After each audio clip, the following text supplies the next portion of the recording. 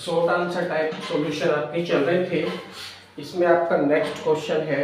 इसमें वो कहते हैं कि m किलोग्राम द्रव्यमान की एक आवेशित तेल की बूंद दो क्षैतिज प्लेटों के बीच संतुलन में लटकी है। अब प्लेट बना लेंगे हम चित्र में समझने के लिए। मानकर चलिए पहली प्लेट है और ये इसकी दूसरी प्लेट है।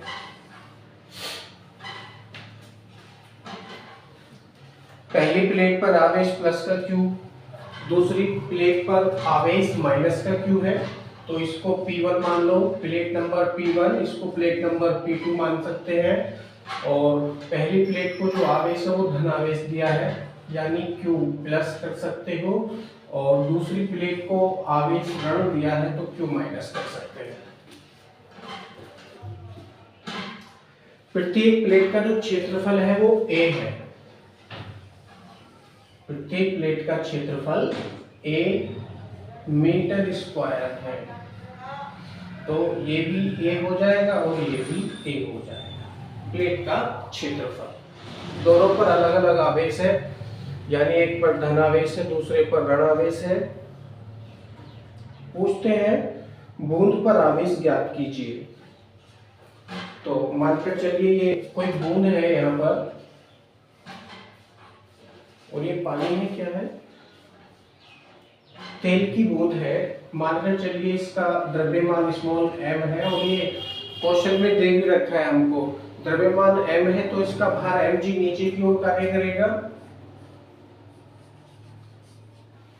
और इसको लटकने के लिए, संतुलन के लिए इतना ही वैद्युत बल ऊपर की ओर लगेगा, क्योंकि ये विद्युत क्षेत्र में लटकी हुई है, यानी QE ऊपर की ओर लगेगा। बूंद का आवेश हमने माना है Q डैश, बूंद का आवेश Q डैश, तो हो जाएगा Q डैश E। ये आवेशित बल है, या इसको वैद्युत बल भी आप कह सकते हैं, तो FE करके आप इसको दर्शाइए, और ये इसका गुरुत्व बल है तो इसको F करके आप दर्शाइए। F इक्वल टू mg और FE equal to Q dash E। क्योंकि पहली प्लेट धनावेशित है, दूसरी प्लेट ऋणावेशित है, तो इन दोनों प्लेटों के कारण इसमें एक वैद्युत क्षेत्र भी उत्पन्न होगा।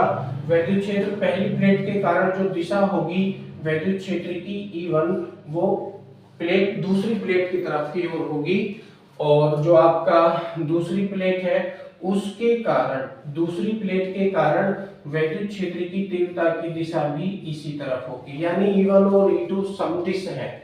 E1 और E2 समदिश है, तो समदिश होने के कारण ये जुड़ जाएंगे।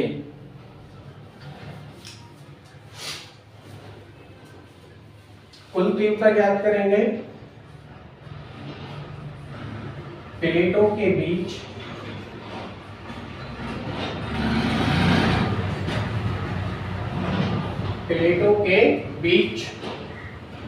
स्थित तेल की बूंद पर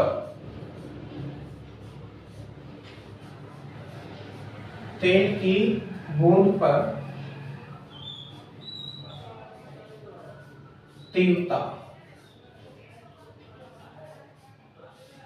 ज्ञात कर रहे हैं, तो हो जाएगा E इक्वल टू, फॉर्मूला है सिग्मा अपॉन एप्सिलॉन 0,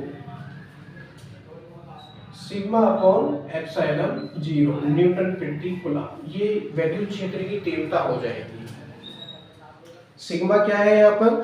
सिग्मा है जी इसका पृष्ठ आवेश का पृष्ठ घनत्व, आवेश का पृष्ठ घनत्व, क्योंकि इसका क्षेत्रफल भी दे रखा है और इस पर आवेश भी दे रखा है, तो प्रत्येक प्लेट का आवेश का पृष्ठ घनत्व सिग्मा हो जाएगा। अब सिग्मा का जो सूत्र होता है, सिग्मा इक्वल टू होता है Q upon A, sigma equal to होता है Q अपॉन A, मात्रक है कूलम प्रति मीटर स्क्वायर। इसको हम रखेंगे तो हो जाएगा E इक्वल टू, सिग्मा के स्थान पर Q अपॉन A का प्रयोग करेंगे तो हो जाएगा Q upon A epsilon 0 Newton प्रति कूलम। इतना वैद्युत क्षेत्र उत्पन्न होगा बूंद पर। अब क्योंकि बूंद संतुलन में लटकी हुई है, संतुलन के लिए दोनों बल बिल्कुल बराबर होने चाहिए, तो लिखेंगे संतुलन के लिए,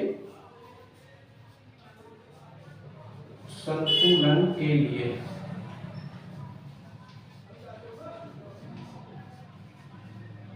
संतुलन के लिए दोनों ही बल, कौन कौन से बल, इसका गुरुत्व बल जो कि पृथ्वी के द्वारा लग रहा है इस बूंद पर, गुरुत्व बल, और इसका जो वैद्युत क्षेत्र के कारण लग रहा है वैद्युत बल, बिल्कुल बराबर बराबर लगने चाहिए संतुलन के लिए। तो हो जाएगा F equal to F E, F equal to F E, F के स्थान पर F की वैल्यू और Fe के स्थान पर Fe की वैल्यू रखेंगे, तो F की वैल्यू हमारे पास कितनी है, F इक्वल टू mg, तो रखेंगे mg इक्वल टू, और Fe इक्वल टू कितना है, q dash e, Fe equal to कितना है, q डैश e। यहाँ पर जो q डैश है वो बूंद पर आवेश है, और बूंद पर आवेश ही हमको ज्ञात करना है, तो इसी को ही साइड में लिखेंगे सबसे पहले, और हो जाएगा q dash e equal to, q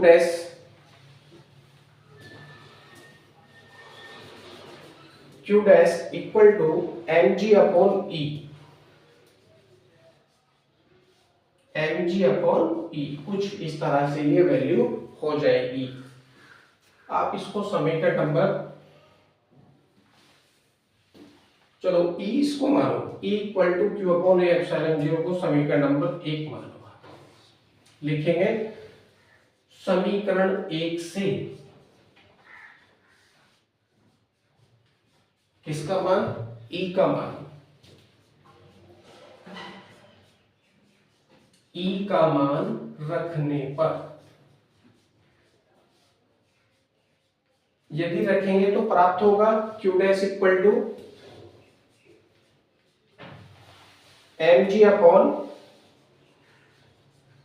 e, e की वैल्यू हमारे पास है q अपॉन a एप्सिलॉन 0, तो q रहेगा नीचे, q रहेगा नीचे और a एप्सिलॉन 0 पहुंचेगा मल्टीप्लाई में ऊपर।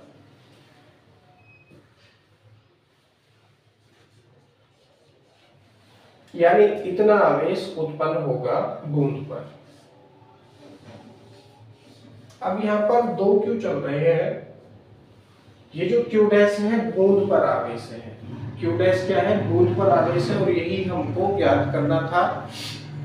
स्मॉल क्यू क्या है, प्लेटों पर आवेश है, यहाँ पर जो वैद्युत क्षेत्र उत्पन्न हो रहा है इस आवेश के कारण प्लेटों पर आवेश की मात्रा Q है, M है, बूंद का द्रव्यमान G, गुरुत्वीय त्वरण A है, प्लेटों का क्षेत्रफल और एप्सिलॉन 0 है, निर्वात की वैद्युतशीलता।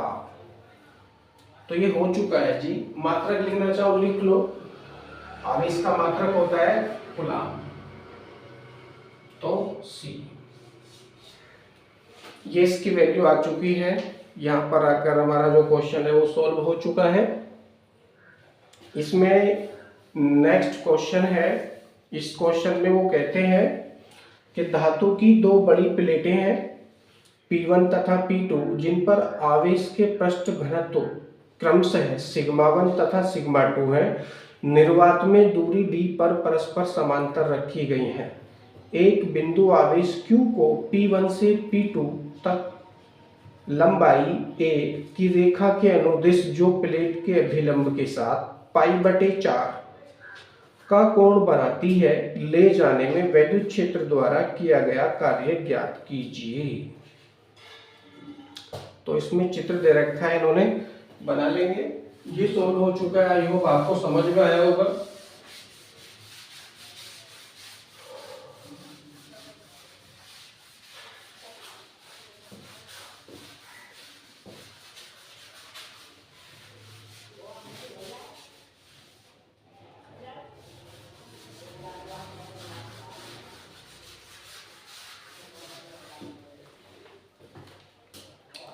चित्र में दो प्लेटें दी हैं,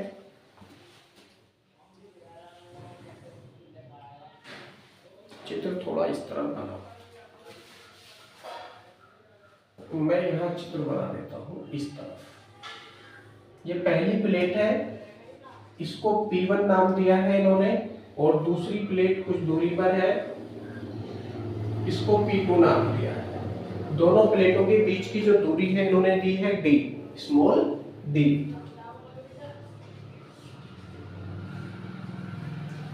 पहली प्लेट का आवेश का पृष्ठ घनत्व सिग्मा 1 है, दूसरी प्लेट का आवेश का पृष्ठ घनत्व सिग्मा 2 है। लिख देंगे, मानकर चलिए दोनों ही प्लेटें धनावेशित हैं, दोनों ही प्लेटें धनावेशित हैं, तो प्लस प्लस प्लस का आवेश पूरी प्लेट पर वितरित हो जाएगा, इस पर भी plus plus plus plus plus का आवेश वितरित हो जाएगा पूरी प्लेट पर एक समान रूप से। और मानकर चलिए इसमें कहीं ना कहीं कोई बिंदु है, ये इन्होंने बिंदु दे रखा है। चित्र आपका बिल्कुल कंप्लीट हो चुका है। एक बार फिर से पढ़ेंगे क्वेश्चन। धातु की दो बड़ी प्लेटें P1 तथा P2 जिन पर आवेश के पृष्ठ घनत्व सिग्मा 1 तथा सिग्मा 2 है, निर्वात में दूरी d पर परस्पर समांतर रखी गई है। एक बिंदु आवेश Q, अब देखिए बिंदु आवेश Q को P1 से P2, बिंदु आवेश Q को, अब देखिए थोड़ा P1 की तरफ बनाओ बिंदु आवेश Q को। ये जो बिंदु आवेश है ये Q है, बिंदु आवेश Q को P1 से P2, P1 से T2 तक लंबाई a की रेखा के अनुदिश जो प्लेट के अभिलंब के साथ π/4 का कोण बनाती है, ले जाने में वैद्युत क्षेत्र द्वारा कितना कार्य किया जाएगा। तो सबसे पहले हम ज्ञात करेंगे इसका वैद्युत क्षेत्र। तो देखिए जिस प्रकार से यह बिंदु आवेश दोनों प्लेटों के बीच में स्थित है, इस पर पहली प्लेट के कारण उत्पन्न होने वाली वैद्युत क्षेत्र की तीव्रता मानकर चलिए E1 है और उसकी दिशा हो जाएगी P2 की तरफ। जो प्लेट आपकी दूसरी है उसकी तरफ इसकी दिशा हो जाएगी। अब दूसरी प्लेट P2 के कारण उत्पन्न होने वाली वैद्युत क्षेत्र की तीव्रता E2 है, इसकी दिशा E1 की तरफ हो जाएगी। E1 और E2 दोनों एक दूसरे की विपरीत दिशाओं में है, तो यहाँ पर कुल वैद्युत क्षेत्र की तीव्रता हो जाएगी, लिखेंगे बिंदु आवेश पर, बिंदु आवेश पर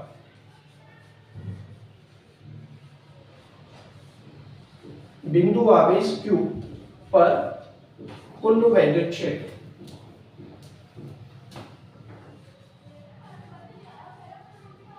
कुल वैद्युत क्षेत्र की तीव्रता, वैद्युत क्षेत्र की तीव्रता डैश लगाएंगे और फॉर्मूला क्या है, E = E1 + E2 करते हैं। E1 + E2 तब करते हैं जब दोनों की दिशा एक हो, लेकिन दोनों की दिशा अपोजिट है। यहाँ पर E1 की दिशा P2 की तरफ है और E2 की दिशा P1 की तरफ है, तो दिशाएं विपरीत हैं। दिशाएं विपरीत होने के कारण क्या करेंगे, E1 - E2 करेंगे। दिशाएं विपरीत होने के कारण E1 - E2 हो जाएगा। E1 के स्थान पर E1 का मान और E2 के स्थान पर E2 का मान। प्लेट के कारण उत्पन्न होने वाली वैद्युत क्षेत्र की तीव्रता का सूत्र होता है σ/ε0। σ/ε0 रखेंगे और हो जाएगा E = σ/ε0, σ/ε0 माइनस E2 के स्थान पर भी रखेंगे σ/ε0। अब देखिए पहली प्लेट का आवेश का पृष्ठ घनत्व सिग्मा 1 दे रखा है, दूसरी प्लेट का आवेश का पृष्ठ घनत्व सिग्मा 2 दे रखा है, तो दोनों सिग्मा के स्थान पर सिग्मा 1 और सिग्मा 2 हो जाएगा।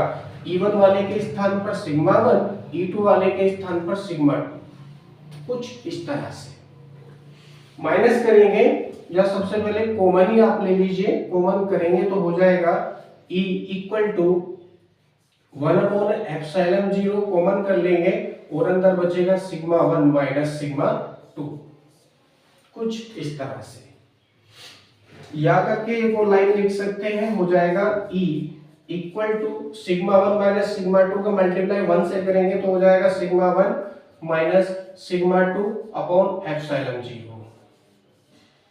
इतनी वैद्युत क्षेत्र की तीव्रता उत्पन्न होगी, ये जो बिंदु आवेश है इस पर, दोनों ही प्लेटों के कारण।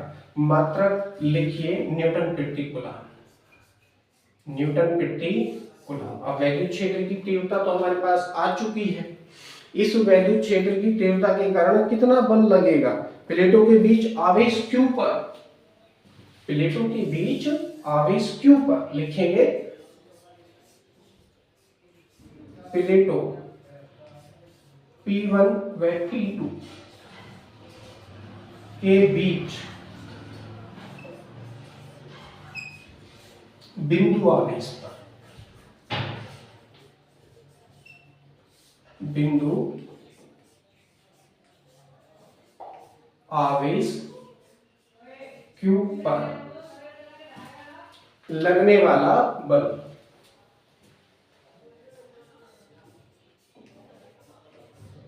लगने वाला वैद्युत बल, वैद्युत बल ज्ञात कर रहे हैं। तो फॉर्मूला हमारे पास है F equal to Q E, F equal to Q E. मान लीजिए आगे बिंदु आवेश तो Q पहले से ये है, तो मानने की आवश्यकता नहीं है, सीधा सीधा ये हो जाएगा Q इंटू ई। और E की वैल्यू आपने यहाँ पहले से ही फाइंड कर रखी है। E की वैल्यू कितनी है, E equal to sigma 1 minus sigma 2 रखेंगे मान रखने पर, या आप इसको समीकरण नंबर 1 बना लो, ज्यादा बेहतर रहेगा। लिखेंगे समीकरण 1 से, समीकरण 1 से E का मान रखने पर, E का मान रखने पर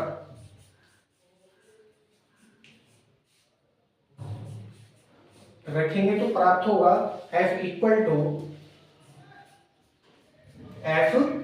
टू Q इनटू, और E की वैल्यू है ये आपके पास sigma 1 minus sigma 2 upon epsilon 0। तो हो जाएगा ब्रैकेट के अंदर sigma 1 minus sigma 2 upon epsilon 0, कुछ इस तरह से। ये बल आ चुका है आपके पास, और बल का मात्रक होता है जी न्यूटन, तो न्यूटन लिखेंगे। यानी वैद्युत क्षेत्र में स्थित इस बिंदु आवेश पर वैद्युत क्षेत्र के द्वारा F equal to Q bracket के अंदर sigma 1 minus sigma 2 upon epsilon 0 newton का बल लग रहा है इस समय। अब ये बल क्या काम कर रहा है, इस बिंदु आवेश को P1 से P2 की ओर, P1 से P2 की ओर ले जाने का प्रयास कर रहा है, जैसा कि क्वेश्चन में बताया गया था।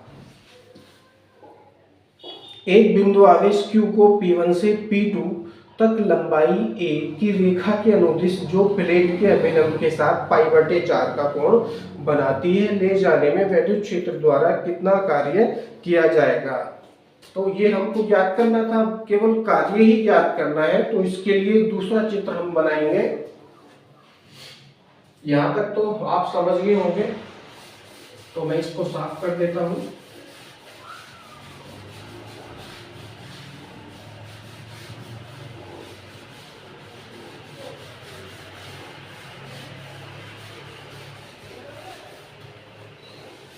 इसको भी साफ,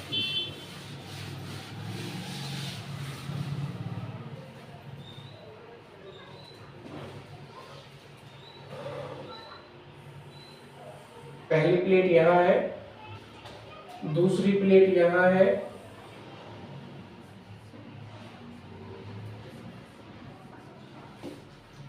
P1 P2।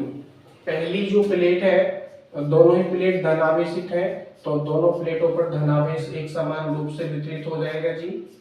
सिग्मा 1 में सिग्मा 2 इनके क्या है, पृष्ठ घनत्व है, दोनों ही प्लेटों के जो पृष्ठ घनत्व है वो सिग्मा 1 में सिग्मा 2 दे रखे हैं इन्होंने।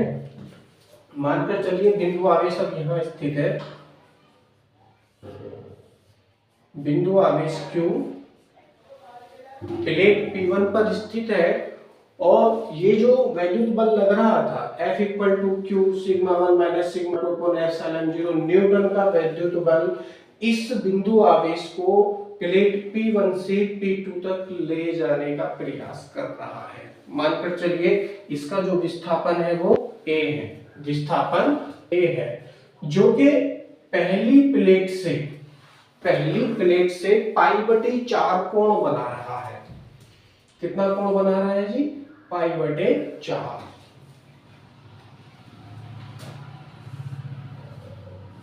ये F बल लग रहा है और ये इसका विस्थापन हो जाएगा और इन दोनों के बीच में कितना कोण बन रहा है जी? π/4। थीटा इक्वल टू π/4 है तो इसको डिग्री में ज्ञात करेंगे, हो जाएगा theta equal to π/4 equal to 180/4। Divide करेंगे तो ये 45 बार घटेगा। कितना? 45 बार। तो थीटा इक्वल टू कितना आया? 45 डिग्री। तो थीटा इक्वल टू कितना बन रहा है यहाँ पर दोनों के बीच में, यानी विस्थापन और बल के बीच में जो थीटा इक्वल टू बन रहा है 45 डिग्री बनता है। तो अब हम किया गया कार्य ज्ञात कर सकते हैं। अतः बिंदु आवेश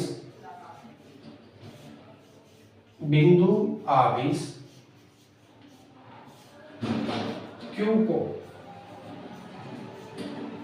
प्लेट P1 से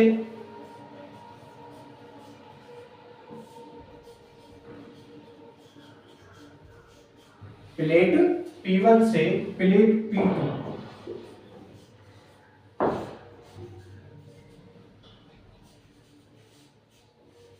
की ओर, P2 की ओर कितना विस्थापन? लंबाई A की रेखा के अनुदिश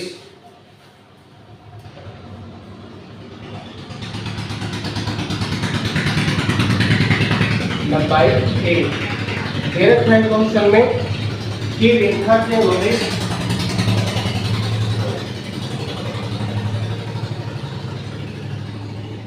रेखा के अनुदिश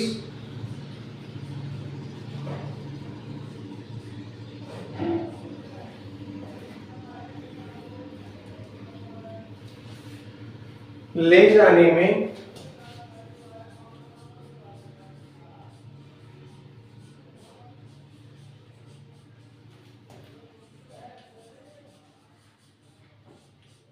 वैद्युत बल द्वारा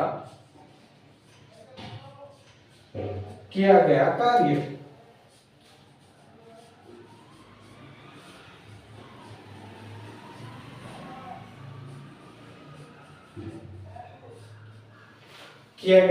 अब जरा ध्यान देंगे, यहाँ पर दो डिस्टेंस हो चुकी है हमारे पास। एक तो प्लेटों के बीच की जो दूरी है वो d है और यहाँ पर जो डिस्टेंस है वो a, डिस्टेंस बड़ी है a से, डिस्टेंस बड़ी है a से कुछ इस तरह से अकॉर्डिंग टू क्वेश्चन है, प्रश्न में पहले से दे रखा है। कितना ले जा रहे हैं जी? इतना ले जा रहे हैं कि जो डिस्टेंस है प्लेटों के बीच की जो दूरी है वो ज्यादा रहे, प्लेटों के बीच की जो दूरी है वो ज्यादा रहे a से, यानी जो लंबाई मानी है हमने, जो क्वेश्चन में दे रखा था इन्होंने a, इसकी लंबाई प्लेटों के बीच की दूरी से कम रहे। ठीक है, तो सूत्र है हमारे पास W इक्वल टू बल गुणा बल की दिशा में विस्थापन, बल गुणा बल की दिशा में विस्थापन, लेकिन कोण भी दे रखा है आपके पास, तो हो जाएगा F vector dot S vector, हो जाएगा W equal to F vector dot S vector. अब ये जो फॉर्मूला बन रहा है ये अकिश गुणनफल का फॉर्मूला बन रहा है, इसको ओपन करेंगे तो हो जाएगा F S cos theta F S cos theta. F क्या है जी, बल है, ऐसे विस्थापन यानी ए, और कॉस थीटा क्या है, एंगल है। वैल्यू रखेंगे और हो जाएगा W इक्वल टू एफ की वैल्यू आपके पास ये पूरी है यानी Q ब्रैकेट के अंदर sigma 1 minus sigma 2 upon epsilon 0 into S के स्थान पर A इनटू और cos थीटा,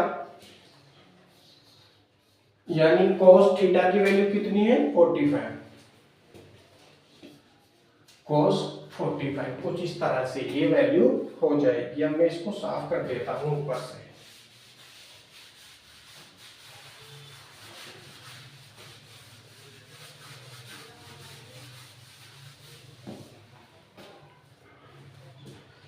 ए का मल्टीप्लाई क्यू से करेंगे तो क्यू ए हो जाएगा W equal to Q into A, Q into A. ये क्यू को थोड़ा अलग बना करके ए की तरह लग रहा है, इस तरह से क्यू इंटू ए हो गया। अब बचा आपके पास sigma 1 minus sigma 2, sigma 1 minus sigma 2 bracket में लिखो इसको, अपॉन में एप्सिलॉन 0 रहेगा इनटू cos 45 की वैल्यू होती है सारणी से 1 अपॉन √2, 1 अपॉन √2। तो 1 का मल्टीप्लाई ऊपर करेंगे तो यही वैल्यू हमको प्राप्त हो जाएगी, या करके आप लिखेंगे W equal to Q into A bracket के अंदर सिग्मा 1 माइनस सिग्मा 2 अपॉन √2 का मल्टीप्लाई एप्सिलॉन 0 से करेंगे तो √2 एप्सिलॉन 0 हो जाएगा। मात्रक है जूल।